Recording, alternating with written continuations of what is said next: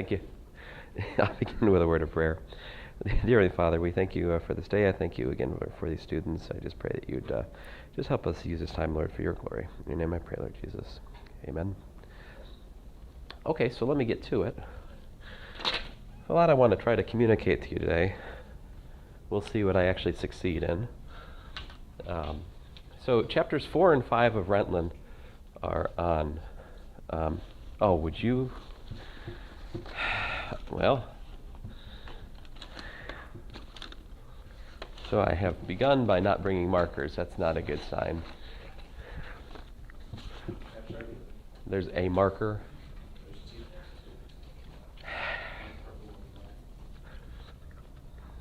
They work? Yeah, the cap was off this one. All right, well, this will buy us some time. Okay, so homotopy.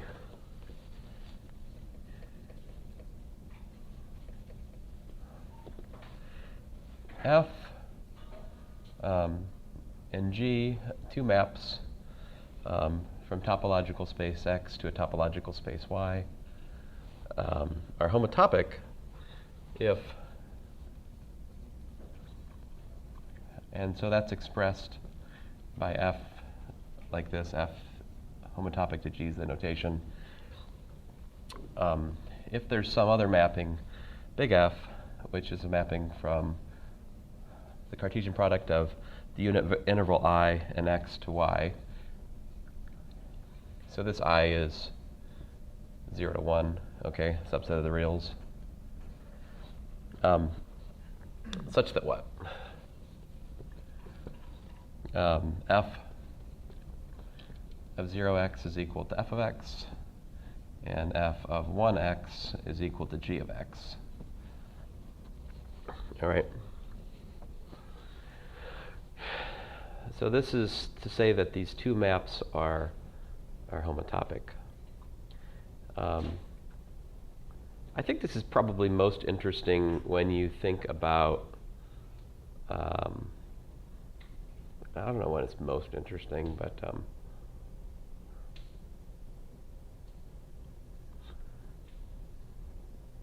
mean, I think if you apply this to the study of loops, it's interesting.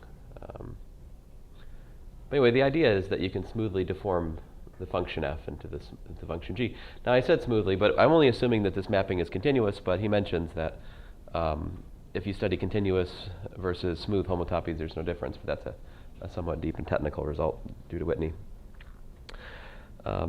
Anyway, so then that's our first definition, and I see that, man, I tell you. Oh, you got them? Oh, you have one? All right, you bought us some more time. Look, don't have them with you? Joe's got it? Thanks, Joe. Took one for the team. That's good. I'm going to go on. So definition, actually I'm fairly sure what I'm covering right now Joe won't care too much about. X is homotopic to Y. Well, it's the same homotopy. So X and Y, two, again, topological spaces of the same homotopy type. If you have one mapping, let's say phi from X to Y, and you have another mapping psi from Y to X, all right, such that phi composed with psi and psi composed with phi are homotopic to the identity maps on what and what.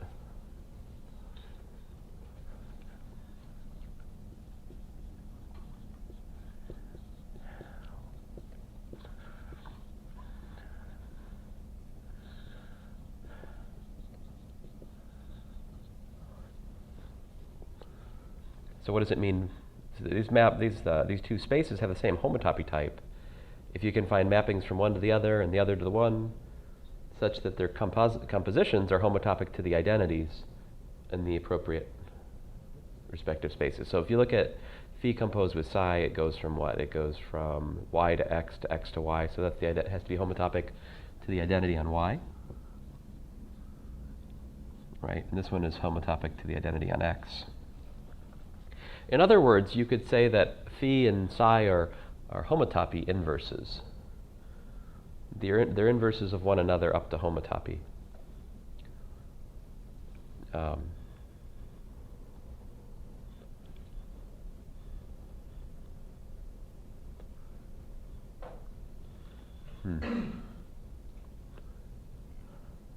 Let's see, I'm trying to think of something. Nah, I better not try. It'd be nice to say something explicit about deforming loops into one another as an example of homotopy. But I want to say something like, this is the one loop, right? Like this loop is kind of like F, and then there's like some, family of loops. And then maybe this one is G or something like that. And then, so out here you have, t equals to 0, and then on the inside, G is at t equals to 1, so to speak. But it's not quite matching what I have here, so. Anyway, you have a problem I put in the homework on the fundamental group, which will help make this link between the study of loops and the study of homotopy more explicit. So I'll leave it to that homework problem. All right, so, wow, it took me longer. I wonder where Joe. I thought Joe was faster than this. I mean, I feel I don't want to go too much further. An example of homotopy we can look at is basically of the disk. Let's see here, disk cross.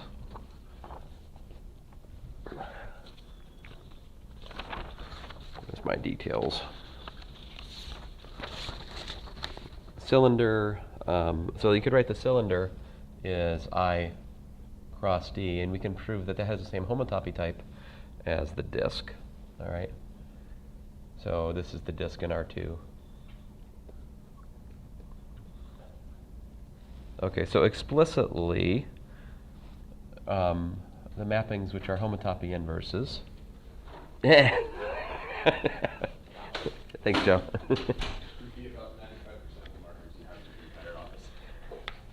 Oh, so about if it's 95% of the markers in my entire office, then at least 20% of these will work, which could be fun. Okay, so so basically all that happened in your absence, Joe, was I defined X and Y, two spaces, to be of the same homotopy type. If there are mappings that go from X to Y and from Y to X, for which the compositions of those mappings are like homotopic to the identity maps. So it's a way of saying that the space of X and the space Y are related by homotopy, let's say. So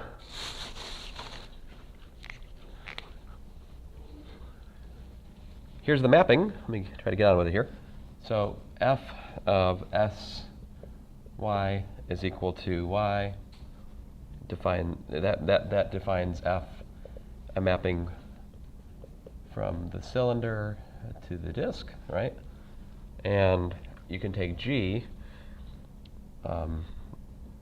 g of y equal to 0y. This is a mapping from the disk to the cylinder. All right. So if we look at f composed with g, what do we get?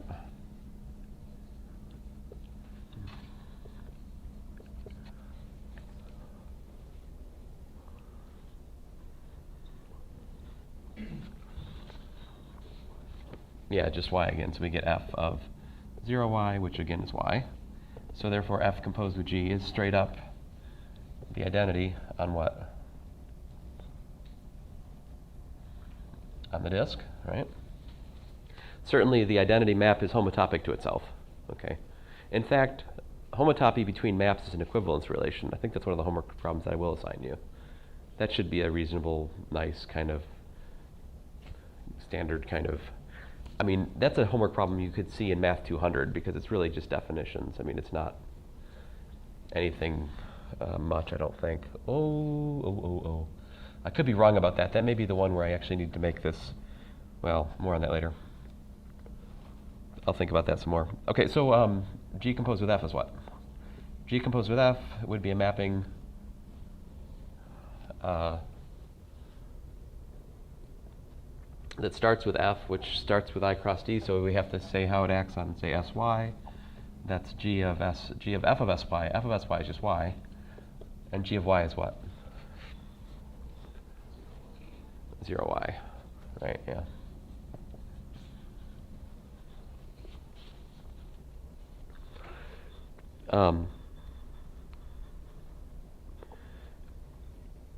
And then I should argue that that is, we can argue that this mapping, I mean, we need to show that G composed with F then is homotopic to the identity on the cylinder, right? So that means I need to come up with some homotopy mapping. This big F is the homotopy, all right? It's a way of smoothly deforming one, well, I'm continuously deforming one map to the other. So I need some kind of homotopy which continuously deforms G composed with F to the identity. So F, and F should be a mapping from what then? G composed with F and the identity, they're both mappings, so I need something like I cross D to I cross D, I suppose, yeah? Because G composed with F and the identity are mappings from I cross D to I cross D. So that's playing the role X and Y did up in the original definition. So then what? F. So here's the definition.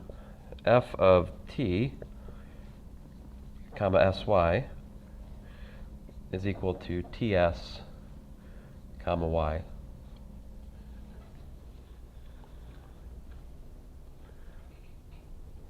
So first of all, that makes sense because if T and S are numbers between 0 and 1, the product TS is again between 0 and 1.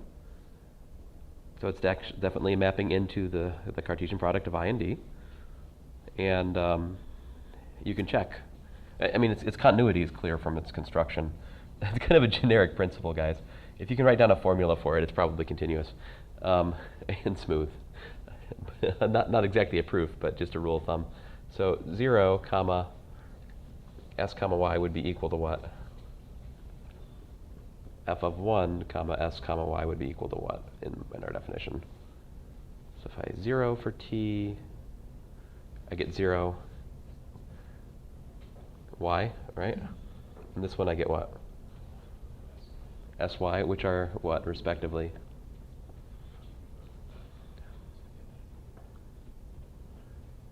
Yeah, okay, so G composed with F of Y and the identity.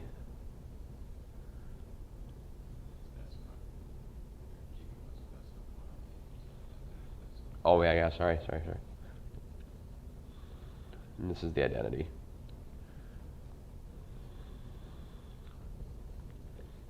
So you put all this together, therefore G composed with F is homotopic to the identity on I cross D. And as I mentioned, this implies that F composed with G is homotopic to the identity on D because the identity on D is homotopic to itself. Therefore, the cylinder I cross D and D are homotopic. In fact, there's nothing really, I mean, if you really look at what we just did, what does this have to do with the cylinder at all?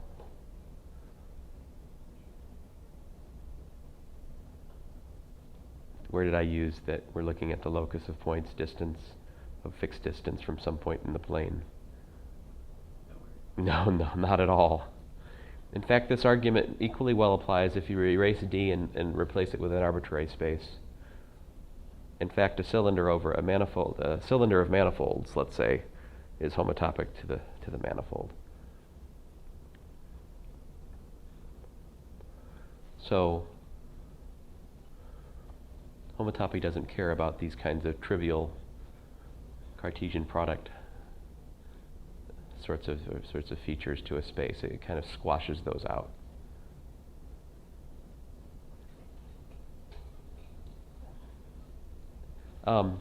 Okay, so there's that.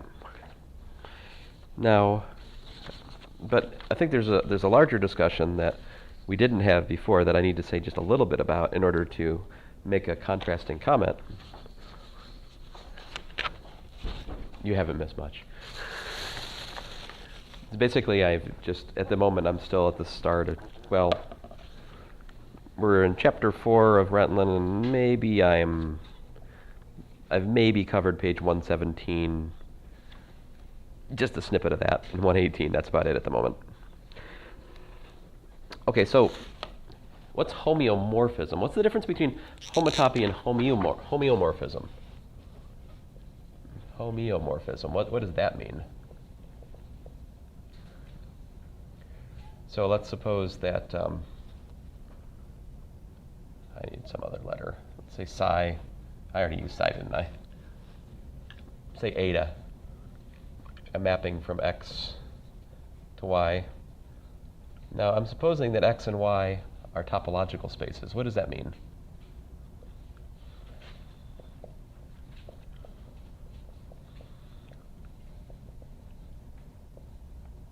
I don't think I got into too much detail on that about that yet in here, but let me just tell you in words what is a topological space. A topological space is some sort of abstract point set paired with this collection, which is a subset of the power set of that set.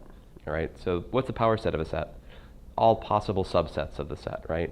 Paired with the empty set and the set itself. I mean, so it's all basically all proper and improper subsets of a given set. It's a power set. And so a topology on this space is some kind of subcollection of the power set. For example, the whole power set is one kind of stupid topology on the space. It makes absolutely every single possible subset of the space an open quote-unquote set. So the problem of topology is basically to declare from the definition what is open, right? So when you define a topology on the space, you are just basically fixing what is open. So x and y being topological spaces means that they're point sets paired with some collection of sets which are called open. A function from one topological space to another is said to be continuous if the inverse image of an open set is once more open, where again this notion of openness is defined in the abstract sense I just outlined. A homeomorphism is a continuous bijection with continuous inverse.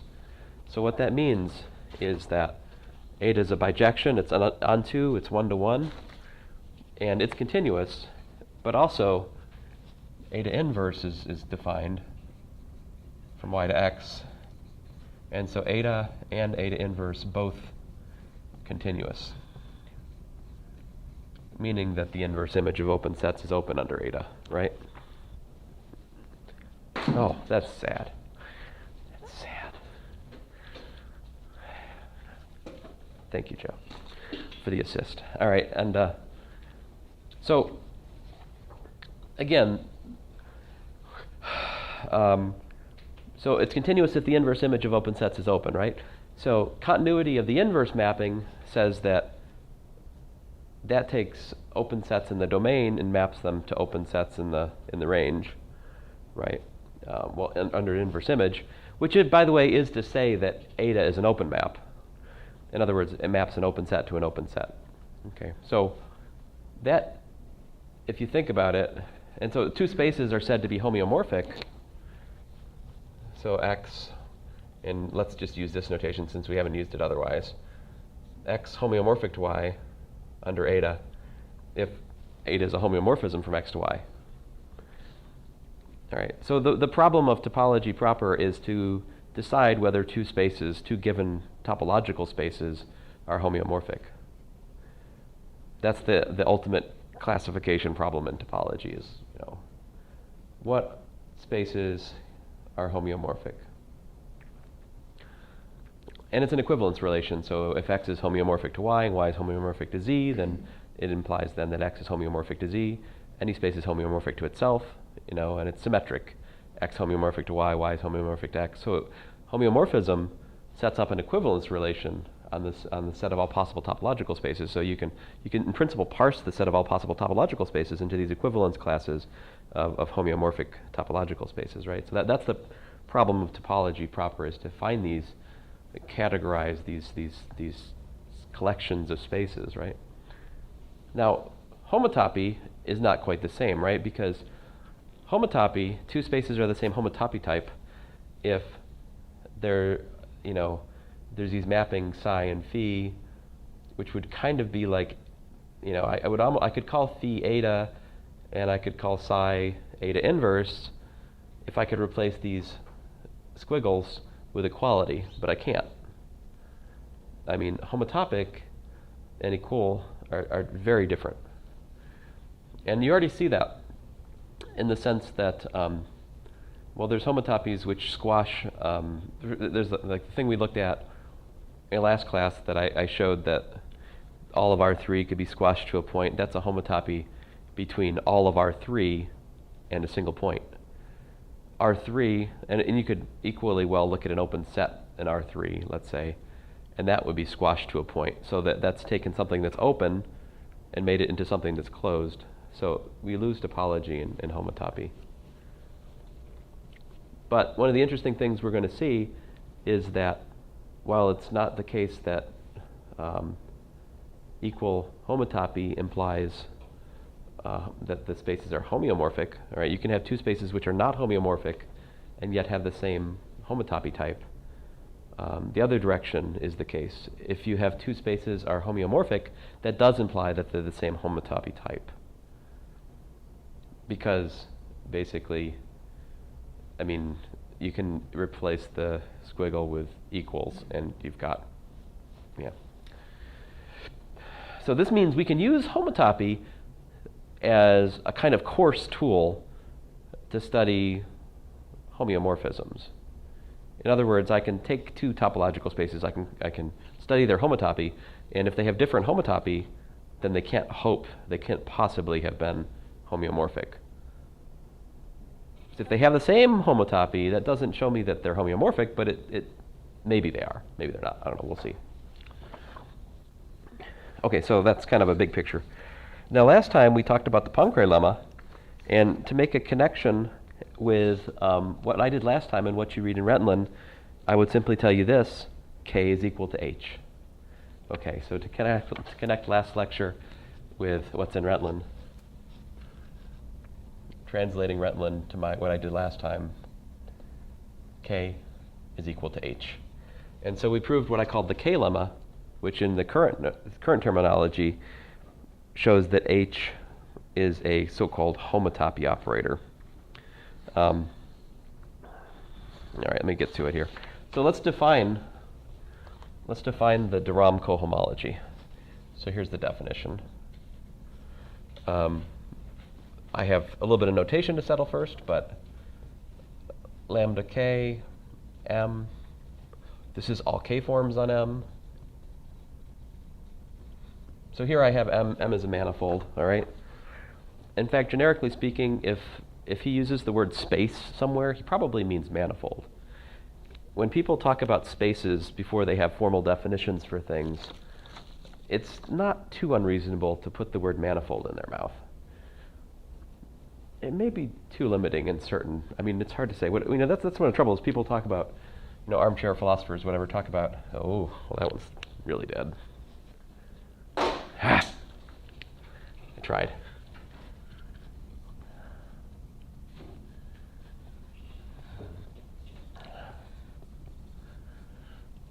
So zk of M is going to be all closed forms, closed k forms. Bk of M will be all exact k forms.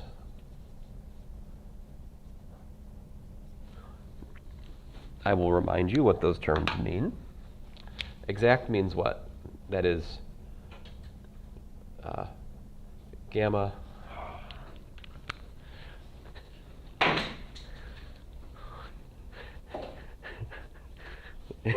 Joe's like, stop hogging the basket. Pass.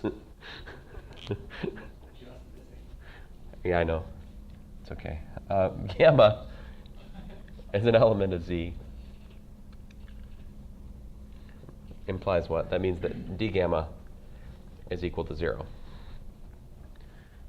In this case, gamma is an element of BKM, implies that there exists alpha in lambda k minus 1, such that what? Gamma is equal to the exterior derivative of alpha. Now, what's the relation between these different sets? They're nested, all right? And each one is a subspace. First of all, the total space of K-forms is a vector space, right? That's a vector space of dimension n choose k. And then the closed form is also, sum of two closed forms is closed. The sum of exact forms is exact. These are all vector spaces. And the zk and bk are subspaces of that vector space. In particular, we have this. Does exact imply closed?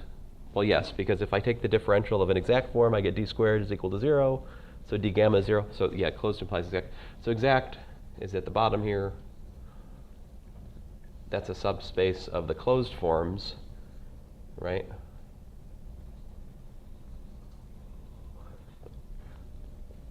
Which is in turn a subspace of the whole thing. And by the way, Renteln uses omega there, which is fine.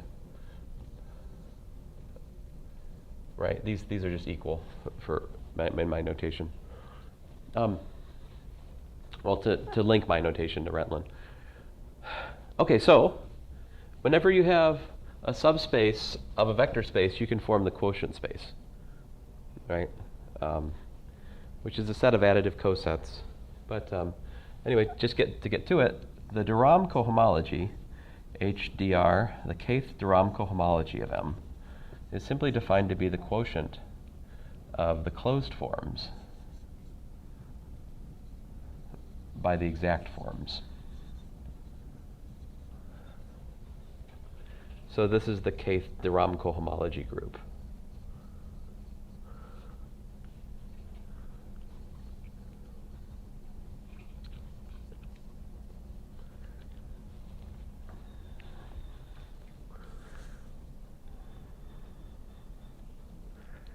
So to say that two forms are cohomologous, what does it mean? In other words, like if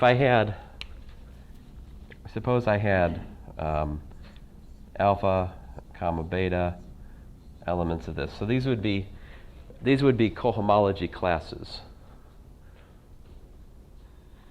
They're equivalence classes built over this quotient vector space. So what does it mean for alpha equals the cohomology class containing alpha to equal the cohomology class containing beta, if and only if what? Beta minus alpha is equal to what? What's that? 0? 0 will do it. I was expecting a 7, but no. You're like, 7 could be 0, so no. 7 couldn't be 0. 7's a non-zero variable? I didn't know. Oh, okay. I see. I will get with it eventually. No. So basically when you take a quotient space, right, the idea of a quotient space over a vector space is you're taking the subspace of the vector space, everything in this subspace, you are essentially making the new 0 vector. So to say something is equal is to say that it differs by 0. Right? So to say these are equal is to say that their representatives differ by, essentially this has to be the exterior derivative of some alpha.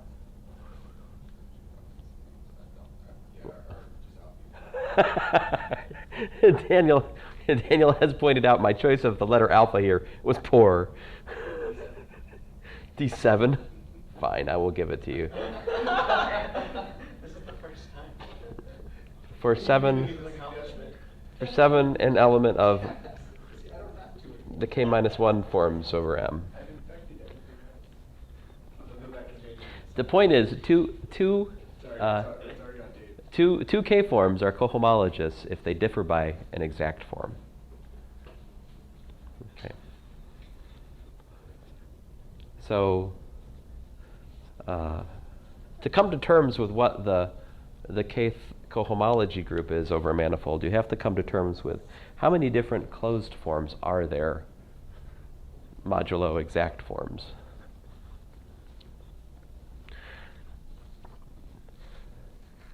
There are some things you can say about this, surprisingly. With I can be somewhat explicit about something here. Let me give you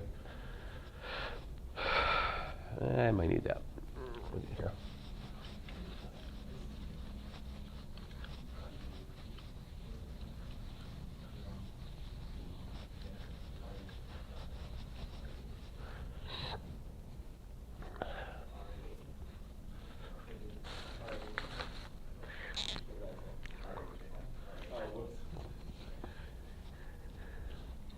Theorem.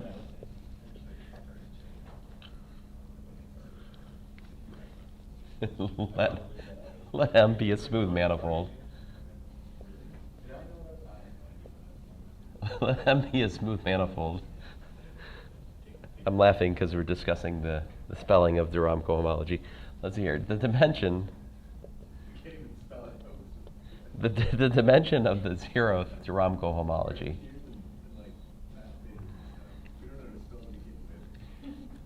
That's true.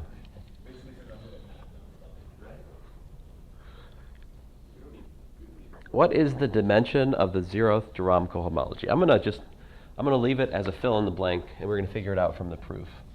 Okay. Let's study the zeroth Rahm cohomology. What does that mean for the space?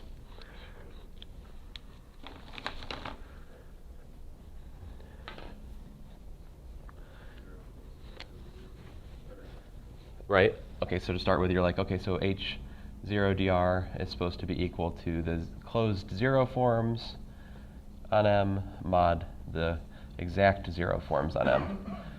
Let's study the exact. What does it mean for it to be an exact zero form? It would be all zero forms, which are functions, right? Real valued functions from M to R, which are exterior derivatives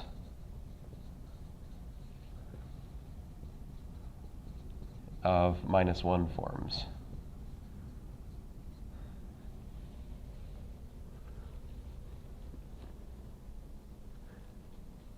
But there are no -1 forms. So in fact, what I'm telling you is the definition. We define, this is a motivation, all right? But the truth is, our definition is that B sub 0, B upper 0 of M, is just defined to be 0 because it doesn't have a meaningful interpretation in terms of exterior derivatives of forms. 0. The set containing 0 is not the empty set. Yeah, 1. Well, that's -1 forms, which we don't have any of. So, in other words, the zeroth de Rahm cohomology can be meaningfully identified with just the set of closed forms, right? Closed zero forms over the manifold. But what's that?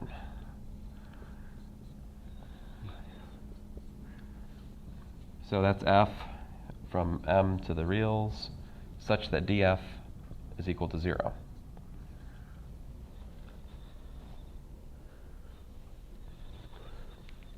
Which is what? Yeah, that means that F is constant.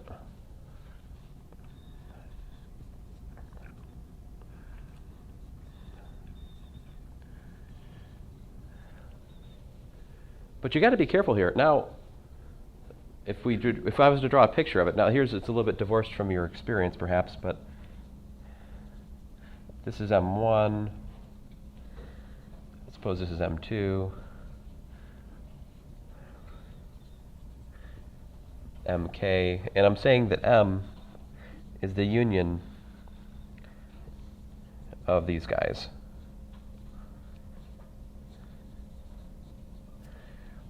And I'm supposing that these spaces are disconnected. In other words, this is a separation of M into its so-called connected components. I'm saying each one of those M's is connected. Now, on a connected set, this is the theorem we have. If the gradient of a function is 0 on a connected set, it follows that that function is constant. But the connectedness is important.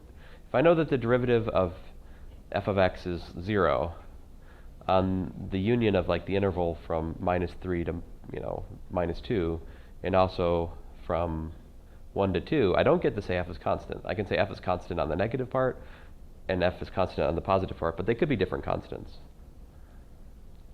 Yep. Those disconnected open sets? Yeah.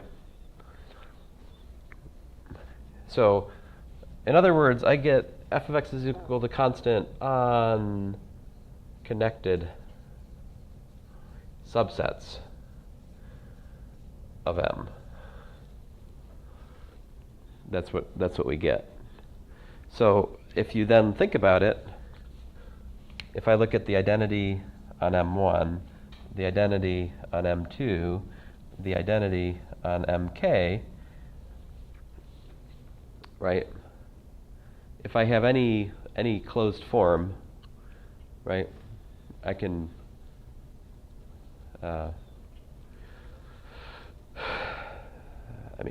in other words, if df is equal to 0, implies that f is equal to like c1 times the identity on m1 plus c2 times the identity on m2 plus plus ck on the identity on mk, where I'm then extending these identity functions to be 0. Take the identity function on mk and extend it to be 0 on the rest of the space as to get a function which is defined on M. So if you like, I could define the extension of the jth one of these to M by saying that I tilde of mj of x is just equal to x for x in mj, right? And it's 0 if x is not an element of mj. And this, so to be careful, fine. You happy? Those are functions which are defined on the whole manifold. And any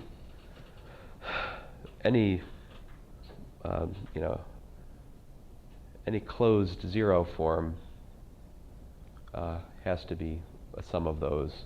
In other words, the id tildes. In other words, this is the span of id m1 tilde, id m2 tilde, id mk tilde. Okay. So what's its dimension?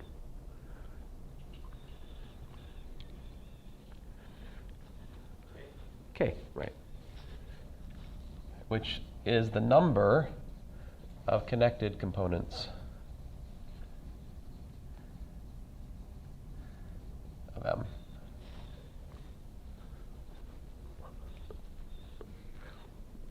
If you're worried about how to construct connected components, just pick a point, right?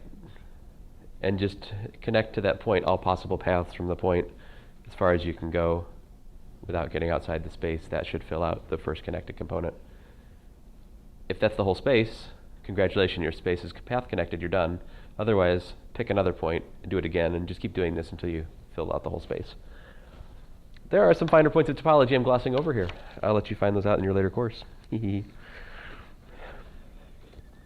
Okay. Yep.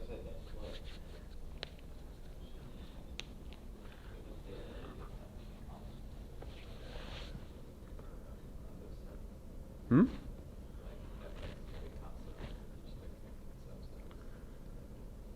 Oh, but I put a C1 here.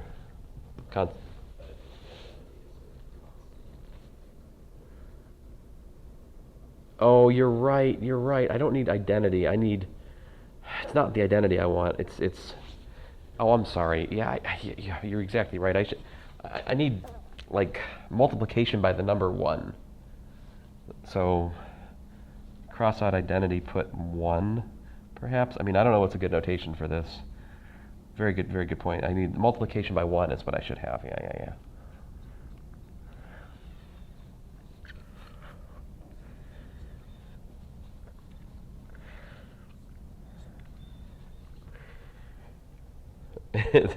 It's 1.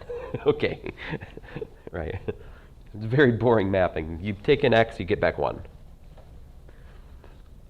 And so,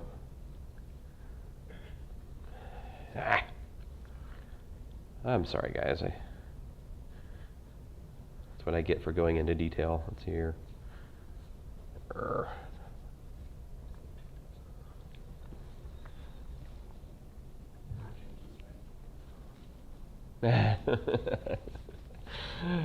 Why did I write so much?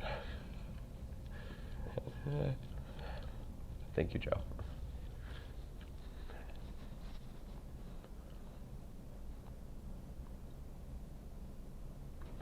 Okay, so if two spaces are homotopic, how do their de Rahm cohomology groups compare?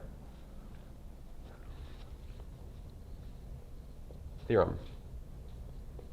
If M and N are homotopic, in other words, if they have the same homotopy type, then the de Rahm cohomology group of arbitrary order, which we denote with an upper dot of M, is equal to the de Rahm cohomology group of N, just like that.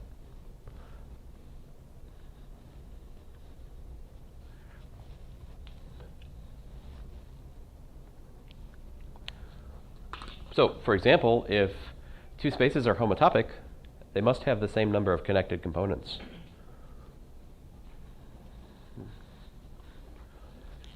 The proof of this actually is very much based on what we did last class. It's essentially a corollary to what we did last class. So essentially the point is this: if you have a homotopy from M to M, you've got some mapping from, say, I cross M to N. You have sort of the mapping to the top of the cylinder and the mapping to the bottom of the cylinder. Renteln denotes them S naught and S1. Last time I denoted them J naught and J1.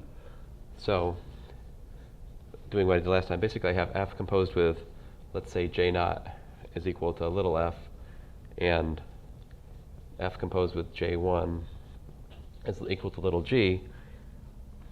And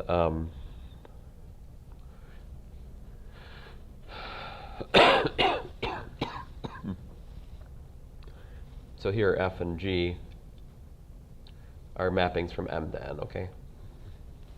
And I'm supposing that F composed with G is homotopic to the identity on M, and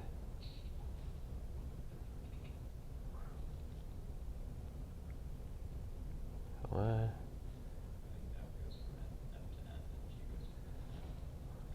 Okay, yeah, that makes more sense. Thank you. It's like this doesn't. I can't see what I'm supposed to say. Yeah, so F composed with G is the identity on N, and G composed with F is the homotopy inverse on.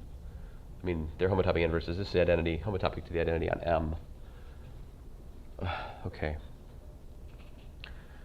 When you take pullbacks of this expression, you end up with F pullback is equal to J naught pullback composed with F pullback, where F is the homotopy, and G pullback is equal to J1 pullback composed with F pullback, like that.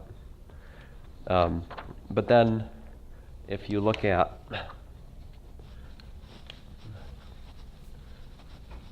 then F pullback minus G pullback, what you get is S1, not S1, excuse me, my nutrition, J1 pullback minus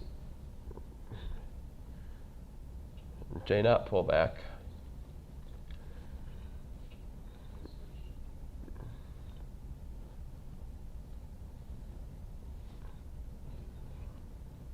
Hmm.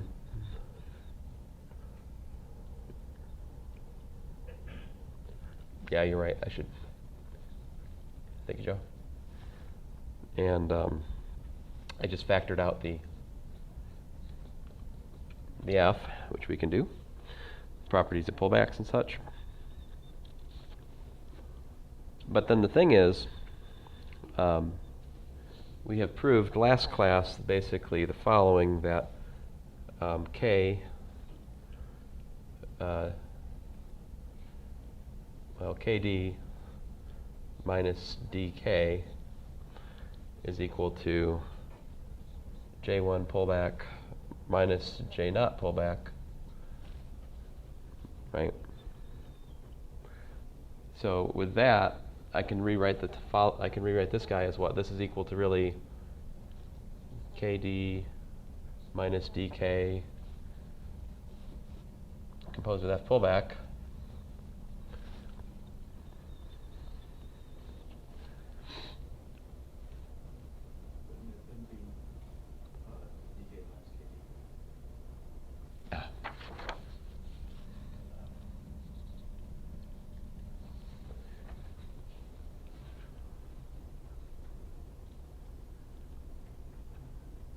what does it take for the pullback mappings to be? So what do we want? Is we want that each, we want a mapping that says that. All right. Well, getting to it. What if you think about a cohomology class then? Let's see here. So what if we feed this something like omega? Remember K, where does K go from? Oh man, I haven't written down. Curses.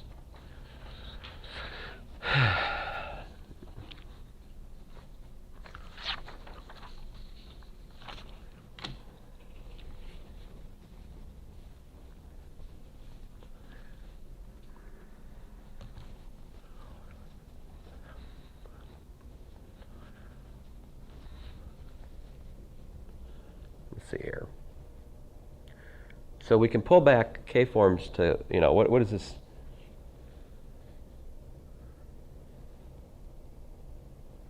Oh. Well, that's weird. That's really weird if F and G are really going from M to N and N to M. I don't like this at all. Now I'm confused.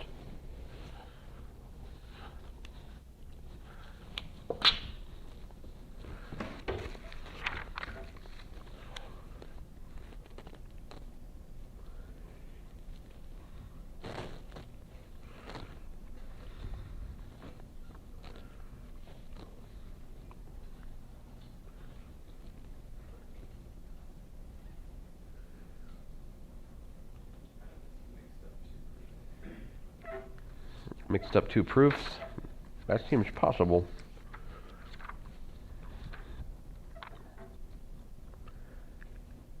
Oh, yeah, I want F and G both going from M to N. Yeah, we're on page 124 right now, guys. Everybody has the book, right? So let me save me wasting class time here. So we start with page 124, right? We take two, sorry, Lorenzo. We have two homotopic maps from M to N, right? So we get a homology from I cross M to N, such that F composed with S naught equal to F and F composed with S1 equal to G. Let me get back on track here.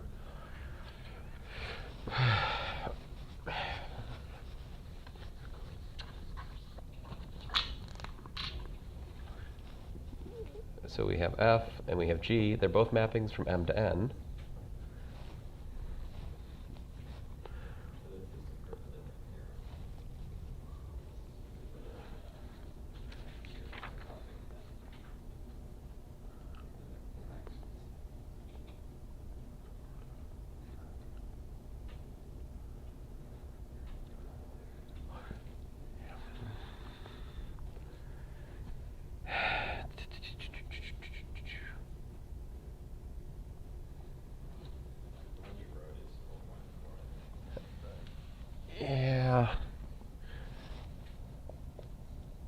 I'm not convinced it's really a different theorem, but if f and g, m goes to n, are homotopic. Anyway, this is how the theorem is stated. You're correct. Then, basically, the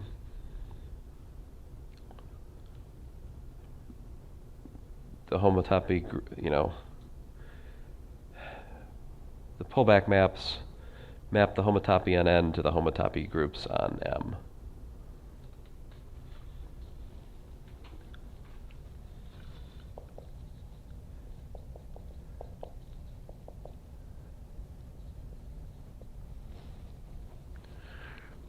Okay, so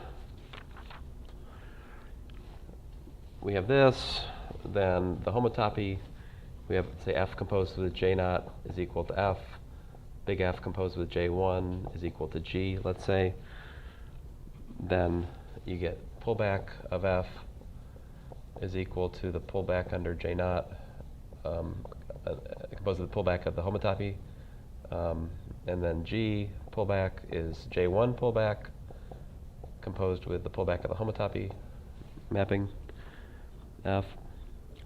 But then, if we look at F pullback minus G pullback, we get S1 sorry, I'm trying to stick with the J's. We get J1 pullback minus J naught pullback composed with F pullback. Right? Which can be rewritten as, K, D. Am I making the sign error again? No, but like it looks like you are, but Renteln has the same thing. Huh. Renteln has F being S0 and G being S1, and then it has F minus G is S1. Oh, I think there's just a typo here. This should be 0 minus 1 given the start. I mean, right? Okay. I think it's just a typo in here.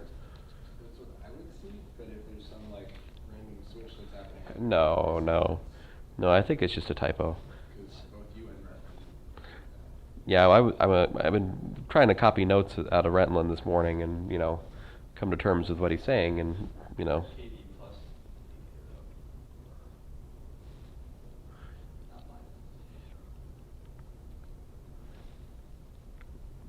so I've F star minus G star, which is J naught star minus J1 star, but then J1 star minus J naught star would be, this would be minus KD minus DK, okay?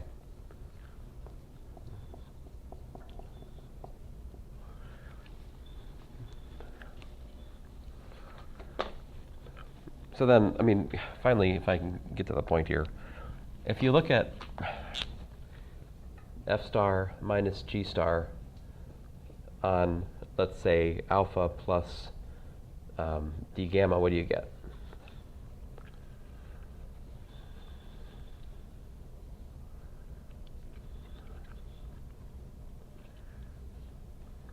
What happens to this D gamma term?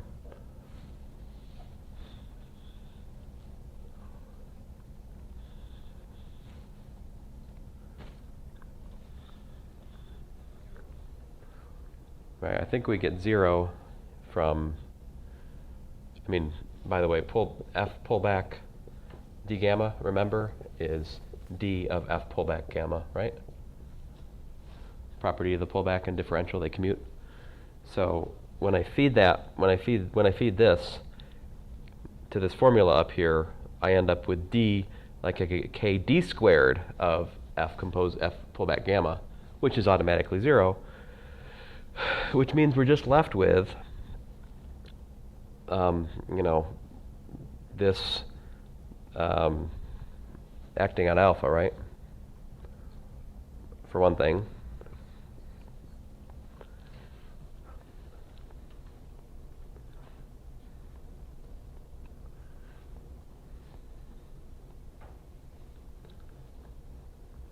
I guess, how did I know that it was also... Oh, okay. Oh, that's not quite accurate, is it? Plus what? Minus what? d k composed of f gamma of what? Let me pull back under of what?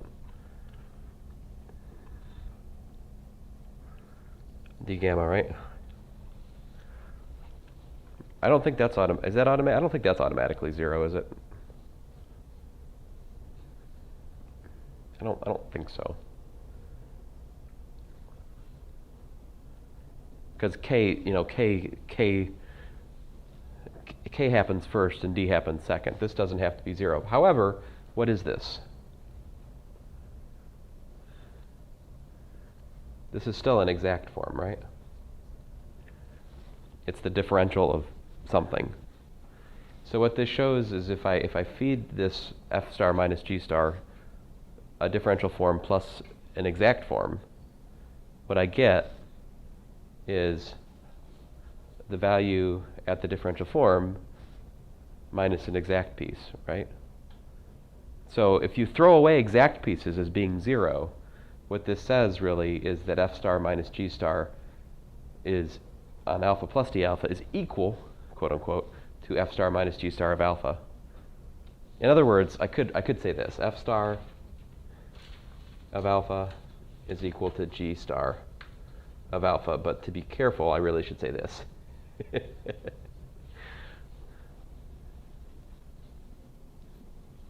In other words, it maps the cohomology on M, or excuse me, the cohomology on N to the cohomology on M, because they're pullback. And it does it for each form. So anyway, I think I have butchered the proof of this. By the way, we only did this for Rn. The K-lemma was for Rn, right? So technically you have to do this on like each coordinate chart on the manifold and like kind of piece things together. So there's some more details missing there. But all right.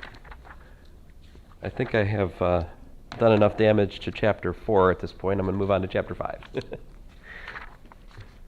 All right.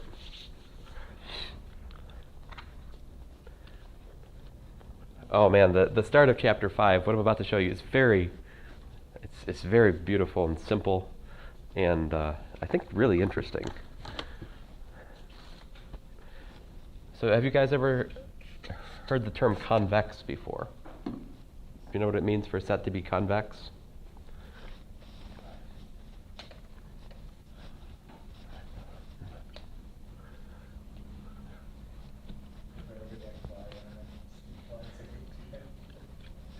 Aha! Yes, you can read the book too. It means that basically a set is convex, and so we're going to be working. I suppose, is that definition given for complex or? Yeah. No, it's given for Rn. The set C is convex. So actually, we're right now for a little bit. We're just everything I'm saying is happening in the backdrop in the arena of Rn, which is our happy place, right? So we have points. We can add them. We can take. What's that? Yes, the quotes are awesome as well.